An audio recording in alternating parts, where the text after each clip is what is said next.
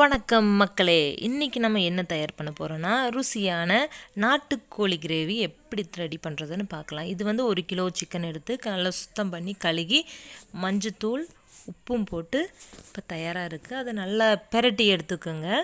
நல்லா உப்பு இதெல்லாம் போட்டு நல்லா சிக்கனை போட்டு நல்லா பெரட்டி எடுங்க. அப்போ உப்பு எல்லாம் அதில் நல்லா பிடிக்கும். நல்லா அதுக்கு வேண்டி இதை வந்து நம்ம ஒரு 3-4 விசில் விடணும். இந்த சிக்கன் கொஞ்சம் வேவு இருக்கும், அதனால் 4 விசில் விட்டுக்குங்க. அதை நமக்கு அடுப்பில் வந்து வச்சு நல்லா மூடி நல்லா இது பண்ணி போட்டுக்குங்க. போட்டு வெயிட் போட்டுக்குங்க. போட்டு ஒரு 4-5 விசில் வரணுங்க. அது 5 விசில் வந்த பிறகு நம்ம எடுத்து மாற்றி வச்சுக்கலாம். இதுக்கு தேவையான பொருட்கள்: 100 கிராம் சின்ன வெங்காயம், 50 வெள்ளை பூண்டு, 10 கிராம் இஞ்சி, 4 பட்டை, 4 லவங்கம், 5 ஏலக்காய் மிக்சியில் போட்டு இப்போ நல்லா அரைச்சி எடுத்துக்கலாம். இப்போ அடுப்பு பற்ற வச்சுக்கலாம்.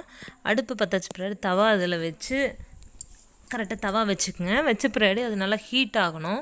அது நல்லா ஹீட் ஆகிடுச்சு. இப்போ ஒரு 3-4 டீஸ்பூன் எண்ணெய் அதில் வேணுங்கிற அளவு ஊற்றிக்கலாம். நம்ம எவ்வளோ தேவைங்கிறது ஊற்றின பிறகு நல்லா எண்ணெய் காய விட்டு ஒரு 3 பெரிய வெங்காயம் எடுத்து அதை நல்லா போட்டு நல்லா ஃப்ரை பண்ணி எடுக்கணும். அதே முதல்ல இதுக்கு வேண்டி நம்ம தேவையான அளவு 3 வெங்காயம் எடுத்துருக்குங்க. இதில்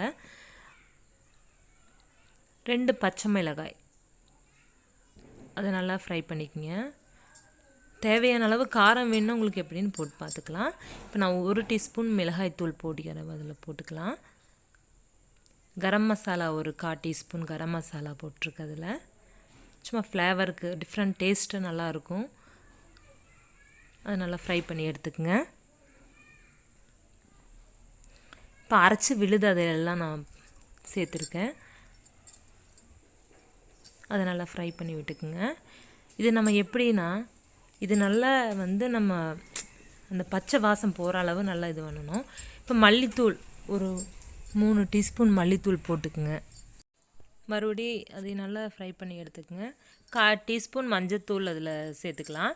சேர்த்துட்டு நான் அதையும் நம்ம மிக்ஸ் பண்ணி எடுத்துக்கோங்க. நல்லா அடி பிடிக்காத அளவை மிக்ஸ் பண்ணிக்கிங்க நீங்கள். இப்போ நம்ம மல்லித்தலை போட்டுக்கலாம். மல்லித்தலை போட்டு மறுபடியும் அதை நல்லா ஃப்ரை பண்ணிக்கோங்க. இப்போ ஈஸ்டல் சிக்கன் கிரேவி தூளுங்கிற பொடி போட்டுக்கலாம். 1 டீஸ்பூன் போட்டிருக்கு. அதை நல்லா கலரி எடுத்துக்கோங்க.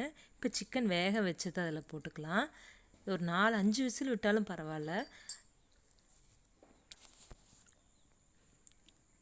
அது மறுபடியும் கலரி எடுத்துக்கோங்க. நம்ம ஸ்மெல் நல்லா வர்ற மட்டும் கலரி எடுத்துக்கலாம். இப்போ தக்காளி 2 தக்காளி எடுத்திருக்கேன். ஒரு நல்லா 2 சுற்று விட்டுக்குங்க மிக்சியில். கிரேவியாட்டம் வரணுங்கிறதுக்கு வேண்டி நான் மிக்சியில் அதை போட்டு எடுத்துருக்கேன். இதை நம்ம அதை இப்போ ஆட் பண்ணிக்கலாம் அதில்.